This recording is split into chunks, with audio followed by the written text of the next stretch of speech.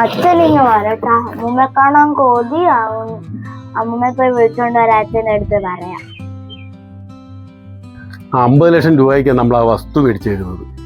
പക്ഷെ എനിക്കൊരു 60 ലക്ഷമെങ്കിലും കിട്ടണം. അത് കിട്ടാതെ ഞാൻ തിരുത്തില്ല. പറഞ്ഞിട്ടല്ലോ നീ എന്തൊക്കെയാന്ന് പറഞ്ഞാലും. എന്നിട്ട് മതി നമ്മുടെ സംസാരവും കാര്യങ്ങളും ഒക്കെ. ആ 20 ലക്ഷം രൂപയുടെ ഫ്ലോട്ട് നമുക്ക് വിൽക്കണം. അത് അത്യാവശ്യ കേസാണ്. അത് വിറ്റിട്ട് വേണം, പല കാര്യങ്ങളും ഉണ്ട്. നില പിന്നെ വിളിക്കാം. ആ ശരിയാണ്, പറഞ്ഞിട്ടുണ്ട്. ഫോൺ വിളിച്ചോണ്ടിരിക്കുമ്പോൾ വിളിക്കല്ലേ. എന്തിനാ വിളിച്ചത്? അച്ഛാ, ഞങ്ങളുടെ സ്കൂളിൽ കളക്ടർ സാർ വന്ന് പ്രസംഗിച്ചാ. മോള് പ്രസംഗം കേൾക്കാതെ അവിടെ ഇരുന്ന് ഉറങ്ങി?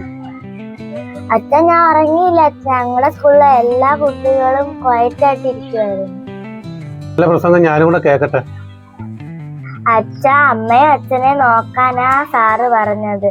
പിന്നെ അച്ഛാ, എനിക്ക് അമ്മൂമ്മയെ കാണാൻ കൊതിയാവുന്നു. പെട്ടെന്ന് അമ്മൂമ്മയെ പോയി വിളിച്ചോട്ട് വാ.